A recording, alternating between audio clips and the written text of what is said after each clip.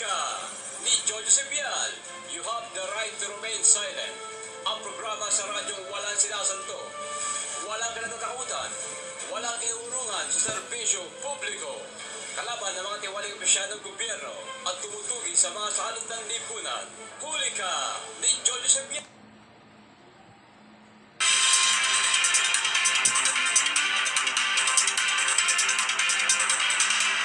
Magandang umaga, Pilipinas. Gising, gising, Pilipinas.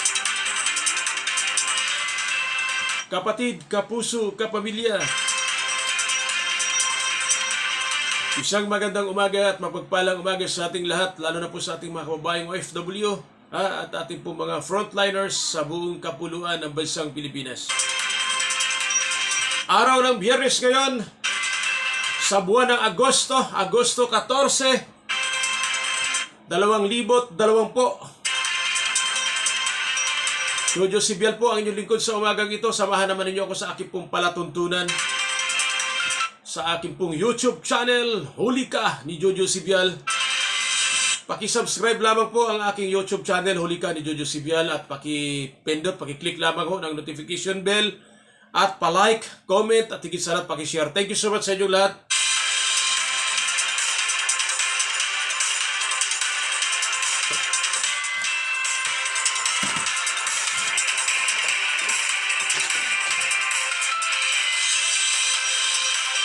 Balita ngayong araw na ito, mga headlines ngayon, araw ng Biyernes.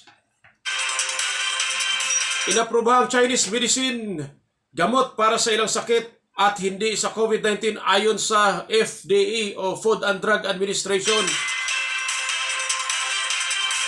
Mga eksperto, masusing pag-aaralan ang Chinese traditional medicine na inaprobahan ng Food and Drug Administration. COVID-19 medicine ng China, inaprobahan ng Food and Drug bilang traditional medicine sa ilang piling sakit sa Pilipinas.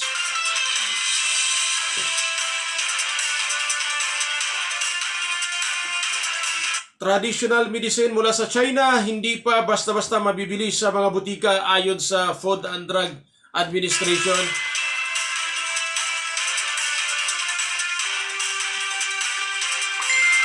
Sputnik 5 sasalang sa phase 3 ng clinical trial sa Pilipinas at Russia.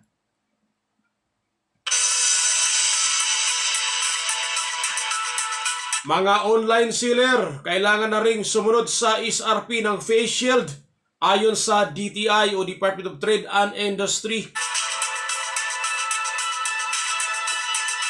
At Sputnik 5 posibleng maging available sa Pilipinas sa buwan ng Abril taong 2021. At pamamahagi ng IRM o Interim Reimbursement Mechanisms ng PhilHealth sinuspindi sa gitna ng umano'y korupsyon sa ahensya.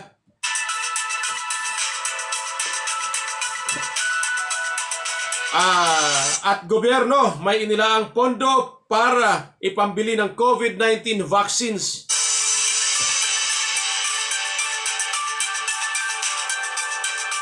Abu Sayyaf Group Leader Andol Jihad Idang susukan hawak na ng PNP. Pagbenta ng mga endangered pangolin o balintong sa Pilipinas mas maging talamak sa mga nakalipas na taon.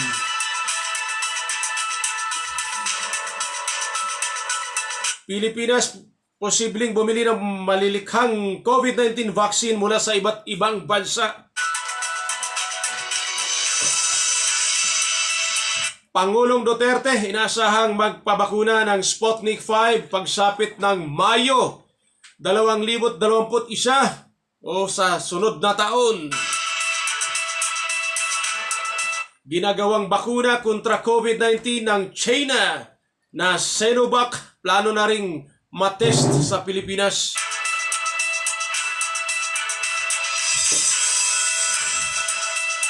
Pilipinas handang bumili ng initial na 40 milyon dose ng bakuna kontra COVID-19 ayon sa Malacanang. Kahinatnan ng quarantine status sa Metro Manila at ilang karatig lalawigan iaanunsyo ni Pangulong Duterte sa Agosto 17. DOH o Department of Health muling nanawagan sa mga ospital na taasan pa ang kanilang COVID-19 bed capacity. 10,000 volunteers mula sa Cavite lalahok sa Phase 3 field trial ng dalawang pharmaceutical corporation para sa bakuna kontra COVID-19 o COVID-19. Halos 50% ng mga tinamaan ng COVID-19 sa Pilipinas nasa edad 20 hanggang 39 batay sa research. At pagbubukas ng klase, iminungkahi iurong sa Oktobre pero DepEd nanindigang tuloy ang balik eskwela sa darating na Agosto 24. At mga tiwaling opisyal ng PhilHealth dapat na rin suspindihin ayon kay Secretary Harry Roque. Mga transaksyon ng PhilHealth at B. Braun Avitum Dialysis Center pinaimbestigan sa PECC at Ombudsman.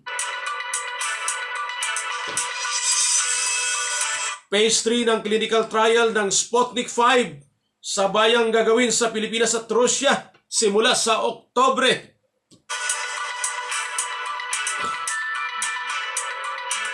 At panghuli, Malacanang dumipensa sa gitna ng mga puna sa patuloy na pagtaas ng COVID-19 cases sa bansa.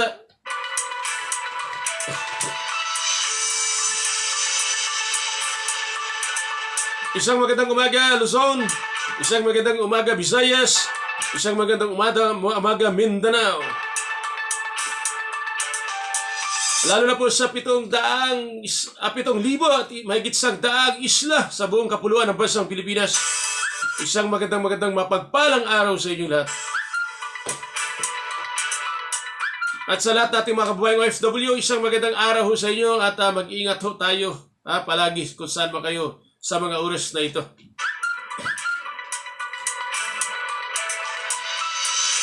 Kung inyo napakinggan ang mga headlines ngayong umagang ito, araw ng Biyernes, dalawang bansa, bansang China at bansang Russia ang mga pinag-uusapan dito na mayroon ng mga nagagawang mga bakuna o vaccine kontra COVID-19.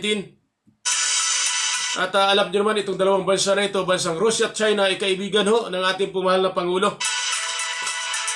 At kung sakaling matuloy ang pagkaloob na tulong, pagbibigay ng tulong ng bansang China at bansang Russia, ako po'y nagpapasalamat sa inyo sa dalawang bansa para po kami ay matulungan ito pong problema namin sa COVID-19 para ho kami maka-avail ng bakuna o vaccine sa inyo po. At sana po maging positibo ito pong mga field trial nitong mga bakuna na inyo pong ginagawa, inyo pong na-invento.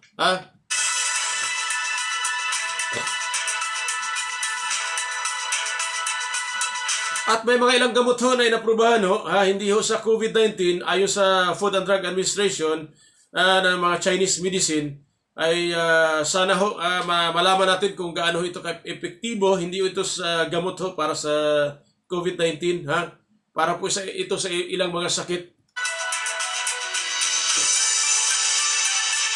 At ayon naman sa mga eksperto, masusing pag-aralan ang Chinese traditional medicine na inaprubahan ng Food and Drug Administration. At ito pong sinasabi pong traditional medicine, ito po yung tinatawag natin dito sa ating bansang Pilipinas, ito po yung mga herbal medicine. Tama ba ako? Kasi sa lugar ko na kung saan ako nanggaling, doon sa lalawigan ng Cebu, Diyan sa San Fernando, Cebu. Lalo na sa lungsod ng Cebu City. Marami mga pharmaceutical dyan noong mga panahon na gumagawa o lumilikha ng herbal medicine na kung saan marami naman naniniwala na epektibo at nakapagpagaling ng mga iba't ibang klase ng sakit. Sana itong mga pharmaceutical na ito ay makagawa din o makadiscover o o makaimbento ho sila ng gamot din ho para dito sa COVID-19. Dahil katulad ho ng bansang China, meron din ho silang traditional medicine na epektibo naman ho para din ho sa kanila. At ngayon ho ay kanila hong bilang pagtulong sa bansa natin, ayan ho sila ho'y magbibigay ho ng tulong ho. At ito'y inaprobahan ho ng Food and Drug Administration bilang traditional medicine sa ilang piling sakit sa Pilipinas. At sabi naman ho ng Food and Drug Traditional Medicine mula sa China, hindi basta-basta mabibili sa mga butika. Ay, dyan ho sa Ongpin, punta ho kayo. Dyan ho sa Chinatown. Marami hong mga butika ho dyan, ng mga Chinese store ho na nagbibenta ho nitong traditional medicine ng mga Chinese ho.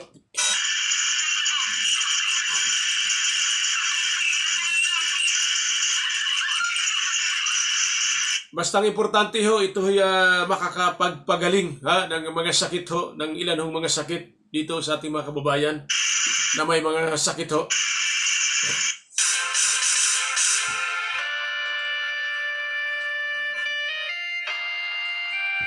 At yung bakuna ho na Sputnik 5, dyan ho sa bansang Russia, sasalang na ho sa phase 3 ng kanilang clinical trial sa bansang Pilipinas at maging ho sa Russia.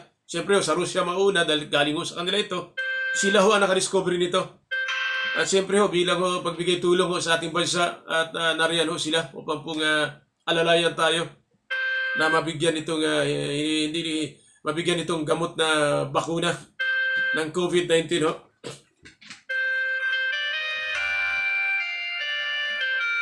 Pero ayon naman ho sa balita, ito pong Sputnik 5 posibleng maging available ho sa Pilipinas sa buwan ho ng Abril 2021.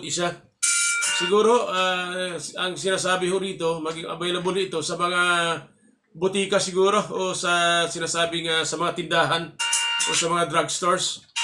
Pero malamang ho, bago siguro dumating itong buwan ng Abril ho, mapagkalooban na tayo. Kasi nga sabi ng ating Pangulo, sa buwan ng Disyembre ho, magkakaroon na ho tayo ng hindi lang ho new normal. Normal na, makabalik na ho tayo. At tignan naman ho ninyo ang ating mga pag-iitsura ngayon sa sitwasyon na itong pandemya. Tayo ho'y nakasuot ng face mask, nakasuot ng face shield. Sabi nga ho ng ilan hong mga nakapost ho sa social media, ang bansang Russia ho nasa phase 3 na. At ang bansang China naman ho ay nasa phase 1. Pero ang bansang Pilipinas ho nasa face shield pa rin. Marami ho talaga mga post sa Facebook o social media na mga kalukuhan. Yan naman po yung nagbibigay ho po sa atin ng kaligayahan. Dahil nga po sa panahon na ito, kailangan ho natin na wag ho tayo maging seryoso. Seryoso tayo sa problema, pero ibig sabihin, pati ho ang ating pagsarili, baka tayo ay bumigay, ha? Kailangan naman ho natin paminsan-minsan tumawa, ngumiti. Isa ho sa gamot ng ating po mga sakit at problema at kabawasan ho ng mga problema ay yung pong ngumiti, tumawa ho tayo. Kailangan ho natin yan mga kababayan ko, kapatid, kapuso, kapamilya. At ito ho, noong nakaraang araw at maging noong nakaraang pa na araw ay pinag-usapan natin at tinatalakay natin ang problema ho ng PhilHealth. At ito ho, panibago na naman hong inilabas na balita na ayon ho sa itong pamamahagi ho ng IRM o interim reimbursement mechanism ng PhilHealth sinuspindi sa gitna ng umano'y corruption sa Asia na kung saan tama lamang din ho para ho mabigyan ng daan ito pong investigasyon ng PhilHealth ho. Pero ang tanong ko ho rito, paano hindi ho ba maapektuhan ang mga hospital nito? Na para ho sila katulad ho niyan may mga hospital pa ho tayo, mga pribadong hospital na hindi po nabigyan ng hindi pa ho nabayaran ng PhilHealth. Paano na ho yan, mga yan? Kaya nga po sabi ho nila, paano ho kami ho nagbabayad ng aming pong mga empleyado, aming pong mga gastusin, di ba, sa hospital. Wala ho kami nasingil sa PhilHealth. Kaya kayo ho dyan sa PhilHealth, ayon ho sa PhilHealth, meron ho silang kulang pa na mga dokumento. Kaya kayo ho dyan sa PhilHealth, kung sa tingin ninyo may kulang pa ho sila, kaya hindi sila mabigyan o ma-reimburse ang kanila hong pera, dapat tuturuan ninyo kung ano hong mga kulang sa kanila. Ibigay nyo ho ang mga requirements. So, ano ho bang kulang ng mga pribadong hospital, mahigit 100 o 100 hospital, pribadong hospital, na ang PhilHealth ho may utang halos 2.3 bilyon ka pesos.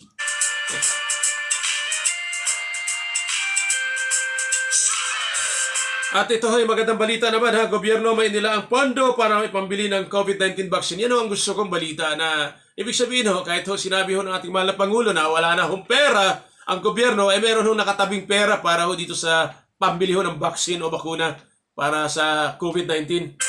At kung napansin nyo, wala tayong pinag-usapan kundi puro COVID-19, bansang China, bansang Russia, di ba?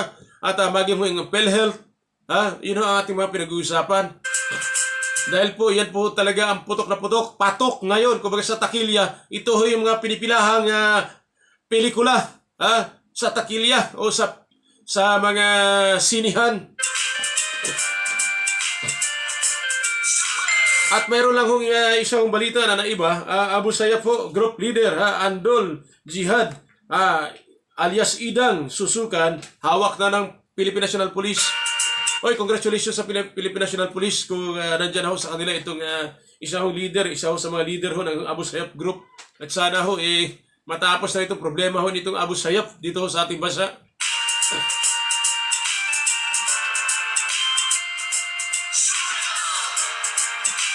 At ito pagbebenta ng mga endangered pangolin o balintong sa Pilipinas mas maging talamak sa mga nakalipas na taon. Ano ba itong balintong? Hindi ko po alam ito kung alam ninyo ito, paki-comment na lang po sa akin.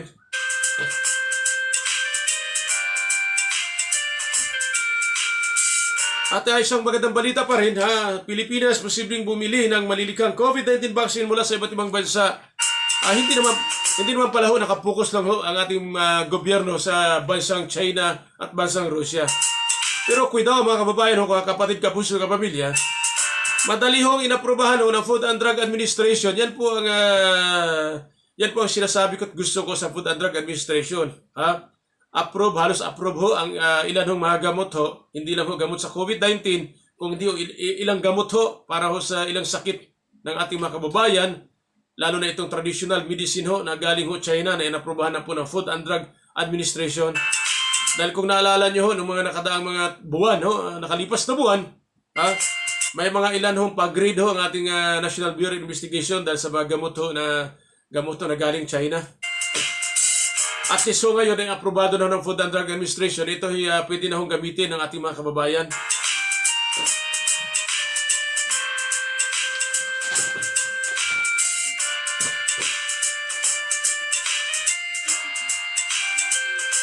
At may balita naman Pangulong Duterte na asahang magpabakuna ng Sputnik 5 pagsapit ng buwan ng Mayo 2021. Pero sabi ng Pangulo natin in public, napapanood natin at pakinggan na siya magpabakuna. Ipapakita niya sa atin kung paano siya magpabakuna.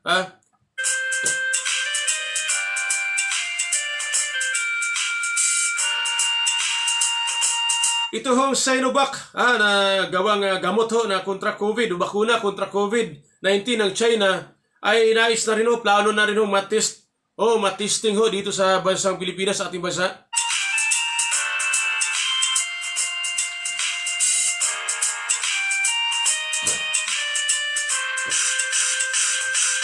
At sa darating na Agosto 17, bali sa sunod na linggo na yan, ilang tulog na lamang ay antabayanan po natin, antayin po natin. Yan po ang pinakamalawakan na magbabalita magbibigay ng mensahe ang ating Pangulong Rodrigo Roa Duterte para po doon sa status naman ng quarantine protocol, quarantine status po na kung ano ba talaga kung mayroon pa bang extension sa MECQ or babaan ba o higpitan pa maging ECQ or i-advance na natin sa GCQ. Diyan natin marinig at malalaman sa araw ng Lunes yan, Agosto 17, bali next week. Magbibigay ng mensahe ang ating Pangulo para po dito sa kung ano man po ang maging quarantine status dito sa Metro Manila, lalo na sa karating probinsya. Kasama diyan ang Bulacan, Rizal, Laguna at Cavite. Pero may ilan hong panawagan dyan ho sa lalawigan ng Cavite na mas babaan pa, mas gusto nila maging ECQ, Enhanced Community Quarantine. Dahil dumadami ho ang bilang ng kanila pong COVID-19 victim. Pero siyempre ho, nasa desisyon na po ng Interagency Task Force yan o IATF kasama ng Department of Health kasi sila po ang mga ngasiwa niyan upang pong pagdesisyonan kung karapat-dapat ba. Dahil po ang ating Pangulo, naghintay lamang ho yan ng mga suggestion o dyan ho sa Department of Health at IATF kung nararapat ba na ipagpatuloy pa rin po ang MECQ or iangat na po sa GCQ. Pero marami hong nanawagan dito sa Metro Manila na sana maging MGCQ na para po yung ibang mga negosyo ay makapagbukas na. Dahil isipin nyo, simula ho ng Marso, Agosto na ho ngayon, ilang buwan na ho, halos kulang-kulang 6 na buwan ho tayo, ha? Pagdating ho ng Marso, tama ba? 16? Tama ba? Ilang buwan na ho ba yan?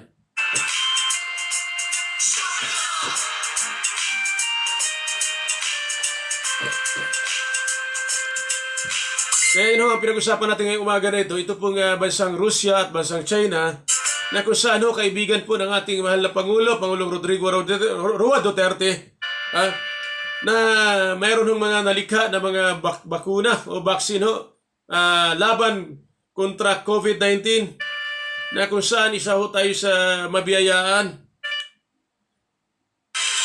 Alam naman ho ninyo kung gaano ho ka-close o kasanggan dikit itong dalawang bansa, itong bansang Russia at China, bansang China sa ating Pangulo. Kaya antabayanan po natin ang sa mga sunod na araw kung ano po ang maging resulta nito. Kung talaga ho bang magkaroon tayo ng biyaya, blessing ho, sa dalawang bansang sinasabi ko na mapagkalooban tayo. Siyempre ho, kailangan din ho nila yan sa kanilang bansa at marami ho ang mga nagpositibo sa kanilang bansa.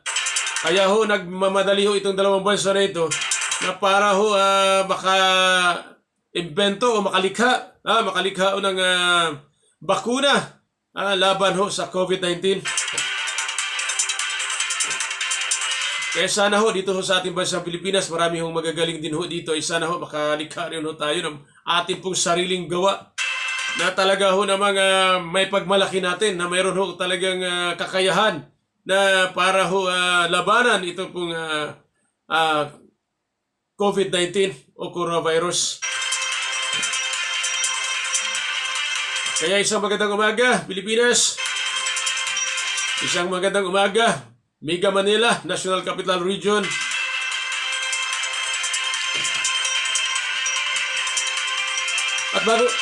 At bago tayo magtapos ng ating pong balita ngayong umagang ito, ako po ay magpasalamat po doon sa mga taong tumangkilik po ng aking pong palatuntunan. Marami pong salamat sa inyo.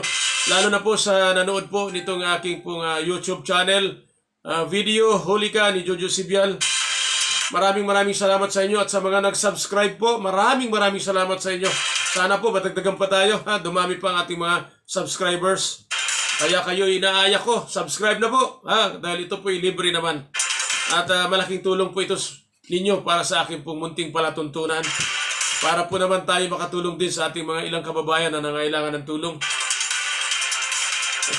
At patingin ko lamang po na isang magandang umaga si Norma na Bongcolmo, Bilanghel, Raul Catalan Java Sr., Ani Pedracio, sa Barbie General, Philly Real, Domingo Fabian Jr., Lisel Sibial Bayal, Sian Llaves, Rolando Ruas, Ricardo Abanto Sibial, Mil Rala Bing, Jen Frecuenza, Monty Gutierrez, Lucio Barnayha, Lance Bilolo, Niel De La Cruz, Aslia Hintulya Javier, Charlie Bo, Oscar Marangkel, Jovelyn Solasco Tolorio, Mar Batigas, Natigo, News TV, Rosalinda Lunas, Jenny, Podi Abarico, Joram Bigueras, Lito Del Valle, Gibo Mendez German, John Sienas Mascarillas, Leo Barlin, James AC, Jonathan Largadas ng Birada Balita, Eduardo Padaon, Lord Chan, Zin Dagul, at thank you so much sa Birada Kamanaba. Maraming salamat, mabuhay kayo.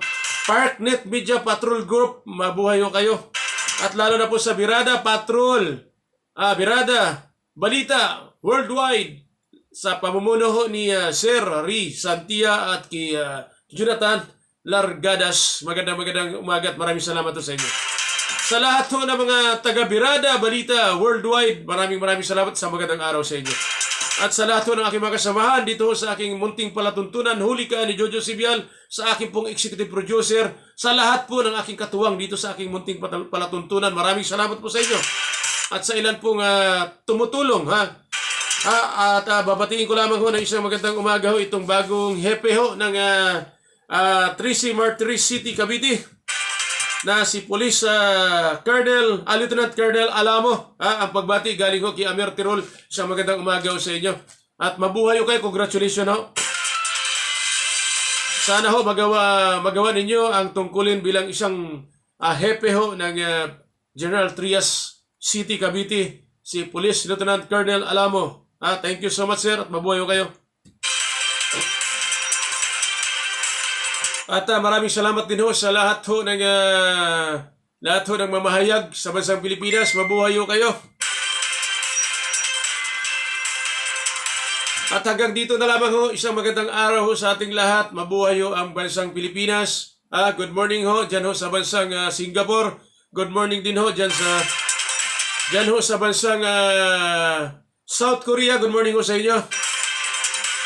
Diyan ho sa bansang New Zealand at Australia, lalo na ho kay Jomer, Lucanias, magandang umaga ho sa inyo. At diyan ho sa bansang Middle East ho, kay Maria Crisnan Busibial, lalo na ho sa bansang Estados Unidos kay Ima Bu Bonete. At sa lahat ho ng mga Sibial family sa buong Pilipinas, lalo na ho dyan sa Visayas at Mindanao, isang magandang araw. Maraming salamat ho sa inyo. Kapatid, kapuso, kapamilya, isang magandang araw sa atin at mabuhay ho ang bansang Pilipinas at stay safe ho tayo. Stay at home to save lives at siyempre ho, ugaliin ho natin maglugas ng ating kamay, magsuot ng face mask at higit sa lahat ho, observe physical and social distancing. At huwag ho tayong makalimot na magtiwala lamang tayo sa nag-iisa at tunay na Diyos. At manampalataya tayo, tumawag ho tayo sa Kanya at tanging Siya lang ho ang makakagawa ng mga bagay na hindi ho natin akalain na kaya ho niyang gawin lahat yan dahil Siya lang ho ang tanging nag-iisa at wala nang iba. Maraming salamat, Panginoon. At kita-kits tayo sa sunod ho ng aking mga programa, aking palatuntunan sa ganitong oras pa rin, ganitong araw. Lunes hanggang Biyernes, alas 10 ng umaga hanggang alas 11, ang ating pong programang Huli Ka ni Jojo Sibial. Doon sa mga hindi ko po nabati, pasensya na ho kahit at marami pong salamat sa inyo na hindi ko po nakita ang inyong mga pangalan. Thank you so much sa inyo. Ako po'y sumasaludo, 2 saludo para sa inyo.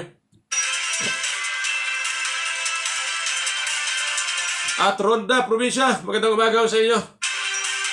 At Diyos mabalos, mabuhay ang masang Pilipino. God bless ho sa atin at ingat ho tayong lahat. To God be the glory. At kita-kits, happy weekend mga kapatid, kapuso, kapamilya.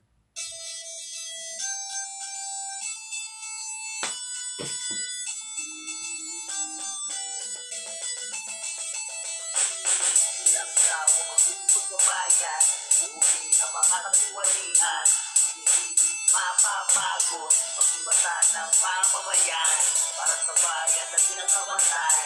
Ang programa na gumagabay, maaasahan na sumpuman. Ang huli ka ni Jojo Sibial. Huli ka, huli ka, huli ka, huli ka, huli ka, huli ka, huli ka, huli ka, huli ka, huli ka, huli ka, huli ka,